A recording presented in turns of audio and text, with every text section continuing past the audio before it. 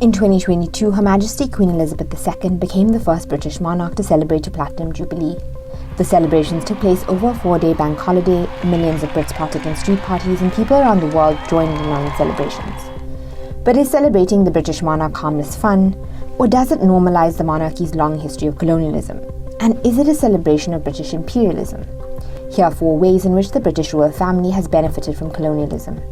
They have historically benefited from the enslavement of human beings.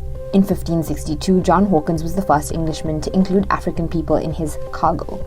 He traded these people for ginger and sugar. On his next voyage in 1564, Queen Elizabeth I funded a vessel for his journey. The British East India Company was formed in 1600 to exploit trade with Southeast Asia. They did that by colonizing land and exploiting people through the transatlantic slave trade. The figure who signed the Royal Charter allowing this all to happen was also Elizabeth I. Between 1690 and 1807, an estimated 6 million Africans were transported from Africa to the Americas on British or Anglo-American ships.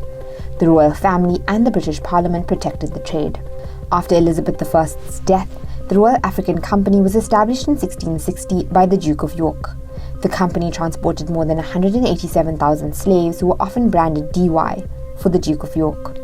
It's difficult to say how much the royals benefited from slavery, but many say it funded the entire British treasury, and it's safe to say that much of the monarch's significance, power and wealth stems from the enslavement of Africans.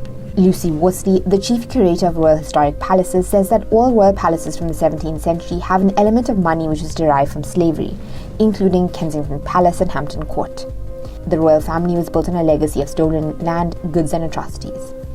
Queen Elizabeth II's largest diamond, the Koh-i-Noor, was stolen from a 10-year-old prince in India along with his land in the 19th century. It was transferred to Queen Mary in 1911 and was handed down to the current queen. Both India and Pakistan have asked for the diamond's return, but it's still very much owned by the crown. In India, between the 1700s and mid-20th century, an estimated $45 trillion was stolen by the British under the vestiges of the crown. Famines which occurred as a result of Britain's non-intervention policy led to the death of more than 30 million Indians.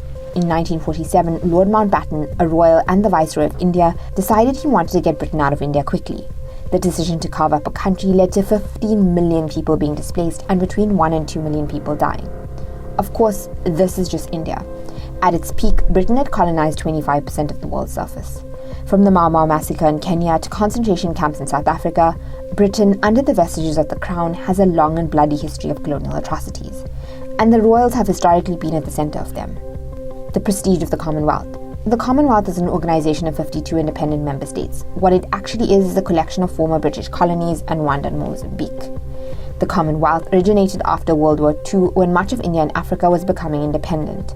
The Commonwealth claims that it is an association of sovereign nations working towards shared goals of prosperity, democracy and peace. But critics say that the association promotes neocolonialism through free trade agreements, which favor more developed economies. British companies own more than $1 trillion of Africa's key resources. The Queen is the head of the Commonwealth, and Charles has been appointed her successor, which allows the British monarchy to remain in a position of international privilege and go on tours of Commonwealth countries. But that's not all. In the Caribbean, 14 nations are trying to claim reparations from Britain for 4 centuries of slavery, and Britain is using the Commonwealth jurisdiction to block the claim. The Queen is the head of state. Most former colonies became republics, but 15 former colonies remain constitutional monarchies with Elizabeth II as head of state. Even though the position is ceremonial and she has no real power, the title is an ongoing symbol of colonial authority, especially when the British Crown plundered and killed indigenous people in some of these countries, from Jamaica to Australia and Canada. And some of these communities are still reeling from the impact of colonialism. In 2021, Barbados removed the Queen as head of state, and Jamaica has announced that it will follow. No apology, no reparations. In 2018, Prince Charles called Britain's role in the slave trade an atrocity. In 2022, Prince William said that slavery stains our history on a tour in Jamaica. The British government has apologized for isolated incidents of torture during the Mau Mau uprising in Kenya. But critics say that it's not enough, that the Queen herself and the royal family have not come forward to acknowledge their family's historic role in slavery and colonization. In fact, the Queen's late husband, Prince Philip, was known for his racist gaffes, often made while on tours to the Commonwealth.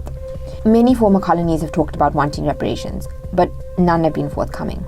In fact, the only reparations that Britain has willingly paid haven't been to the formerly enslaved, but rather to slave owners. Britain paid £20 million in 1834, a debt that British taxpayers only finished paying in 2050. Are the celebrations of the royals just a normalization of a bloody history of slavery and colonization?